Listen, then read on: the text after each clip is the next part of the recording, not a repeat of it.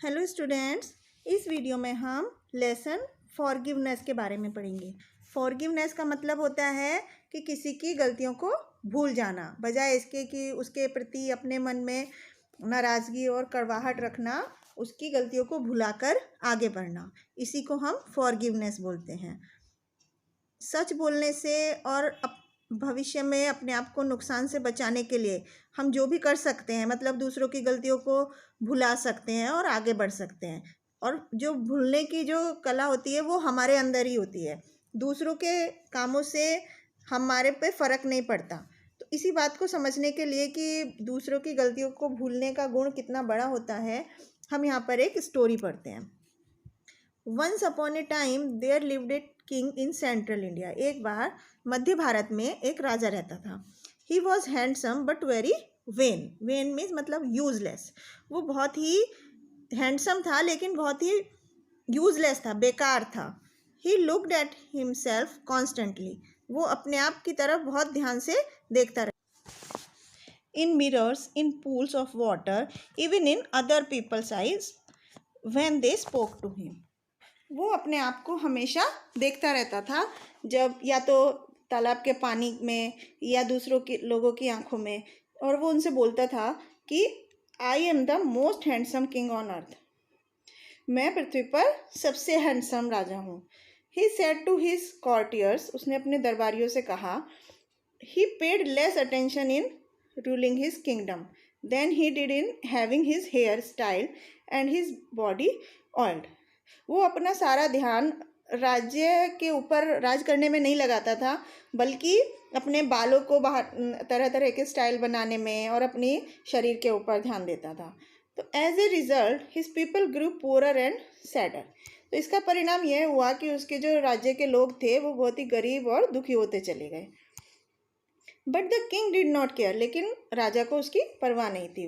Why he boasted one day in court. एक दिन उसने दरबार में इस बात का दावा किया कि I am probably more handsome than all the gods, कि मैं सारे भगवान में सबसे ज़्यादा हैंडसम हूँ, सुंदर हूँ। तो unfortunately for the king at that very time a particularly bad tempered god happen to the flying by and was very annoyed at what he heard. दुर्भाग्य से उसी समय एक बहुत ही गुस्से वाले भगवान वहाँ पर से गुजरे, और वो इस बात से अनजान थे कि जो उन्होंने सुना कि राजा अपने आप को सबसे सारे भगवान में सबसे ज़्यादा हैंडसम बता रहा था, वो इस बात से अनजान थे। तो something will have to be done about this king he thought. तो उस देवता ने सोचा, वो गुस्से वाले जो देवता थे उन्होंने सोचा कि ज़रूर इस राजा के साथ कुछ करना चाहिए जो ये अपने आप को इतना हैंडसम समझ रहा है। He searched in his mind for an appropriate punishment. उन्होंने अपने दिमाग में उसके लिए एक सही दंड चुना। Then his eyes fell upon a bull horns. तभी उनकी आंख जो थी एक बैल के सींग पर पड़ी। The God clapped his hands with malicious happiness. बहुत ही बुरी भावना की खुशी से, मतलब भगवान को इसने तालियां बजाई इस बात के लिए कि उनके दिमाग में जो आइडिया आया था राजा को बुरा फील कराने के लिए। तो I will see how his handsomeness likes himself with horns. कि उन्होंने अपने आप से कहा कि अब देखता हूँ मैं कि वो राजा किस तरह से अपने आप को हॉर्न के साथ, सींग के साथ सबसे ज़्यादा हैंडसम बताता है। When the king awoke the next morning, he followed his normal routine. अगले दिन जब सुबह राजा उठा तो उसने अपना डेली रूटीन फॉलो किया, जो रोज़ाना के काम थे वो किए। First thing he did was he drew his mirror out from under his pillow and gazed into it. सबसे पहला काम जो उसने किया था वो क्या था, उसने अपने तकिए के नीचे से शीशा निकाला और उसमें अपने आप को देखने लगा। Suddenly the guards outside the king's chamber heard a loud shriek. अचानक से उसके जो सिपाही थे उन्होंने राजा के कमरे के बाहर एक जोरदार आवाज़ सुनी। तो they came me rushing in to find the king sitting upright in bed with a large pillow on his head. तो वो जल्दी जल्दी अंदर आए और उन्होंने क्या देखा कि राजा अपने बिस्तर पर ऊपर पैर करके बैठा हुआ है और उसने अपने सिर को एक तकिए से ढका हुआ था। Out out he waved a trembling finger at them. राजा ने अपनी उंगली को उनकी तरफ हिलाते हुए बोला कि जाओ जाओ बाहर जाओ। एज दे बेक्ड अवे, और वो बाहर चले गए। He shouted after them, send for the royal barber immediately. उनको दूर भगाकर राजा उन पर चिल्लाया और बोला कि जो शाही नाई है उसको तुरंत भेजो यहाँ पर। तो the royal barber was a cheeky talkative little man. जो शाही नाई था, जो उनके राज्य का नाई था, बाल काटने वाला था, वो बहुत ही रूड था और बहुत ही बात करता था। तो ही केम इन ब्रिस्कली, जल्दी जल्दी वो वहाँ पे आया। His majesty is up early today but why the pillow, ऐसे करके वो कुछ बोलने वाला था कि इतनी जल्दी आज आपने मुझे मतलब कैसे बुलाया, वो राजा से ये पूछता है। The king broke in, stop your talk and come close to my bed. राजा उसको बोलता है कि चुप हो जाओ और बातें करना बंद करो और मेरे बिस्तर के पास आओ। As the surprised barber drew close, the king said in his most commanding voice. जैसे ही वो नाई राजा के बिस्तर के पास आया तो राजा ने उससे बहुत ही ऑर्डर देने की आवाज़ में बोला, barber, I am about to show you something. मैं आपको नाई, मैं तुम्हें कुछ दिखाने जा रहा हूँ, but if you talk about it to a single living soul I will have flogged and hang you. कि यदि तुमने इसके बारे में किसी को भी बताया, किसी एक भी आदमी को बताया, तो मैं तुम्हें छड़ी से मारूंगा और तुम्हें लटका दूंगा। Hearing this the barber became more and more surprised. ऐसा सुनकर वो नाई जो था वो बहुत ज़्यादा अचंभित हो गया। The king slowly removed the pillow from his head. राजा ने धीरे धीरे अपने सिर के ऊपर से वो तकिया हटाया।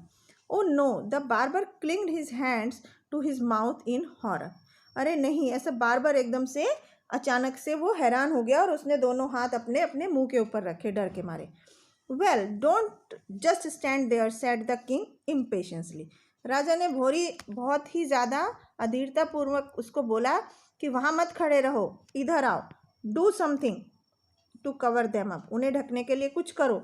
The barber pulled the king's hair this and that way and manage to cover. नाई ने राजा के बालों को इधर उधर से खींचकर जैसे तैसे उस सींग को थोड़ा थोड़ा ढक दिया। The king put his nightcap on to hide the rest. राजा ने बाकी के जो बाल बचे हुए थे, बाकी के जो सींग दिख रहे थे, उसको अपनी रात वाली कैप से सिर के ऊपर ढक लिया उन सींगों को। Now go and tell the court I am unwell. अब जाओ और बाहर दरबार में ये बताओ कि मैं ठीक नहीं हूँ। I will not see anyone, मैं किसी को नहीं मिलना चाहता। He sat up and looked sternly at the barber. वो बैठ गया और राजा ने नाई को बहुत ही स्ट्रिक्टली वे में कहा, एंड रिमेंबर माई वार्निंग, और मेरी चेतावनी को याद रखना कि अगर तुमने किसी को बताया तो मैं तुम्हें छड़ी से मारूंगा और लटका दूंगा। तो द बार्बर फ्लेड। बार्बर वहाँ से, नाई जो था, दूर चला गया। As soon as the door of the bedchamber close, जैसे ही उस कमरे का दरवाज़ा बंद हो गया तो ही स्टार्टेड लाफिंग। और नाई ने हंसना शुरू कर दिया। The people in the palace stopped him and asked him why he was laughing so wildly, but he only shook his head helplessly and ran laughing through the halls. लोगों ने जब महल में उसको हंसते हुए देखा तो उसको रोका और पूछा कि वो इतना जंगलियों की तरह क्यों हंस रहा है, लेकिन उसने अपना सिर्फ सिर हिलाया और हॉल में हंसते हुए वहाँ से चला गया। I will die if I don't tell someone, he said. उसने कहा यदि मैं किसी को बताऊंगा तो मैं मार दिया जाऊंगा। My stomach is swelling with the secret, मेरे पेट में उस रहस्य को छुपाने के कारण दर्द हो रहा है।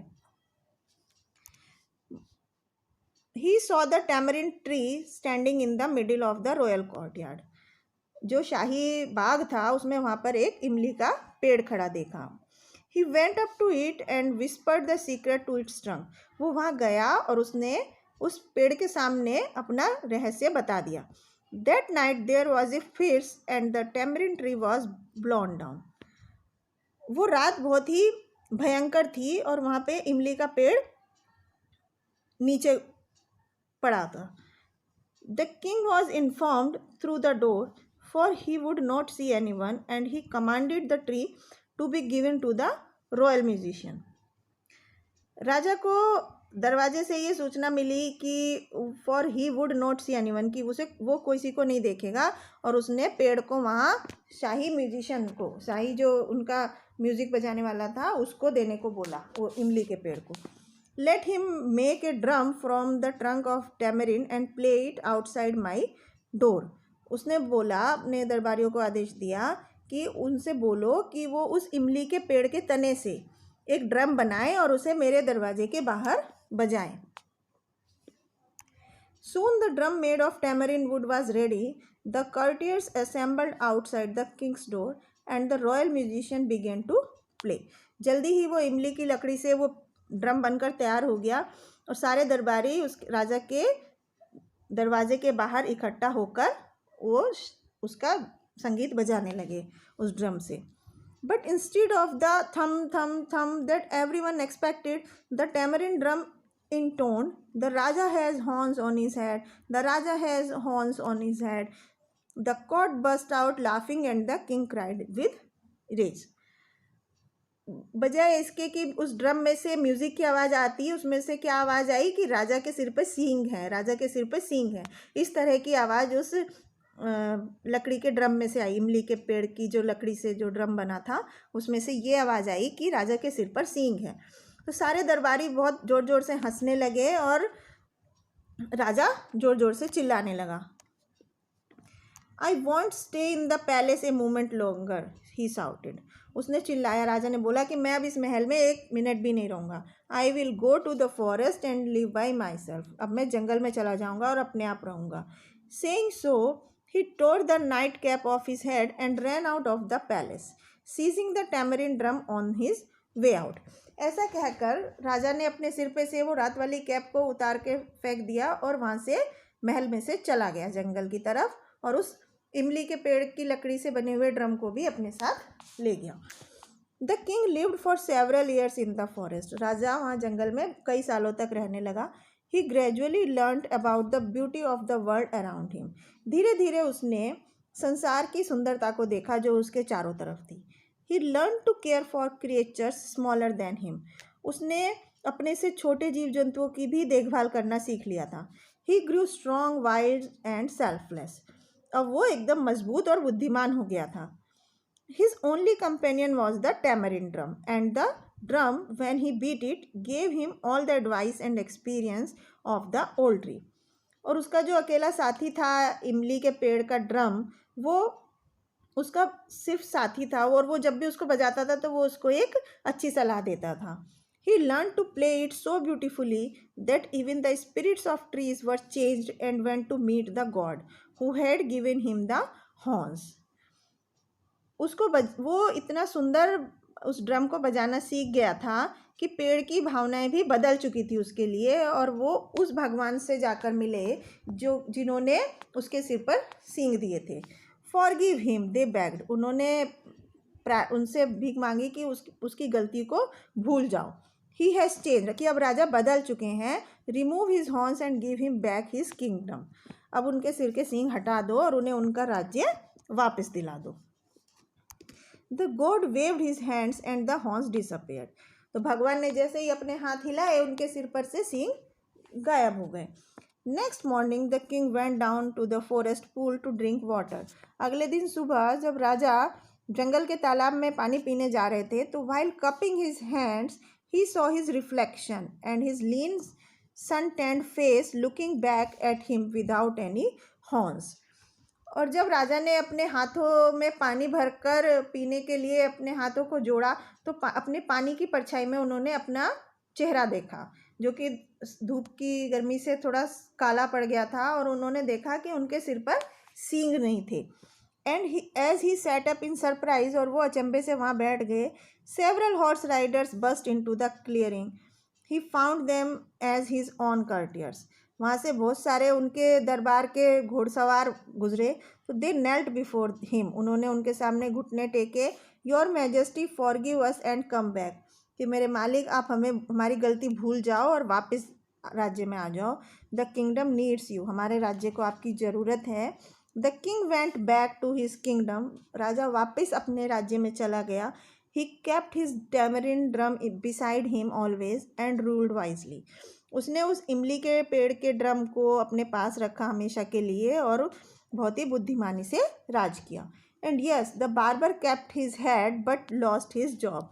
और हाँ, नाई को वहाँ पे रखा गया लेकिन उसकी नौकरी हमेशा के लिए चली गई थी। तो बच्चों, इस कहानी में हमने देखा कि किस तरह से भगवान ने राजा की गलती को माफ़ कर दिया और राजा ने अपने दरबारियों की गलती को माफ़ करके, भूल करके वो आगे बढ़े। तो इसी तरह से इस लेसन से हमें ये शिक्षा मिलती है कि हमें दूसरों के गलतियों को भूल जाना चाहिए, बजाय इसके कि उनके प्रति अपने मन में कोई कड़वाहट रखें या उनके लिए नाराज़गी रखें। इससे हमारी एनर्जी वापस रहती, हमारी एनर्जी हमारे पास ही रहती है अगर हम भूलने की शक्ति अपने अंदर रखते हैं। और हमें हमारे अंदर ही भूलने की शक्ति होती है, ना कि दूसरों के काम के ऊपर। हमेशा सच बोलना चाहिए और अपने आप को, अपने फ्यूचर को नुकसान ना हो, इसलिए हमें दूसरों की गलतियों को भी भूल जाना चाहिए। तो इस तरह से बच्चों हमने देखा कि किस तरह से राजा ने अपनी गलतियों को समझा और उसने, भगवान ने राजा की गलतियों को माफ़ कर दिया और राजा ने दरबारियों की गलतियों को माफ़ कर दिया। तो इस कहानी से हमें क्या शिक्षा मिलती है? इस कहानी से हमें यही शिक्षा मिलती है कि the weak can never forgive. जो कमज़ोर आदमी होता है वो कभी दूसरों को माफ़ नहीं कर सकता, और माफ़ करना एक शक्तिशाली आदमी का ही स्वभाव होता है। तो इसलिए हमेशा शक्तिशाली बनना चाहिए और दूसरों की गलतियों को माफ़ कर देना चाहिए।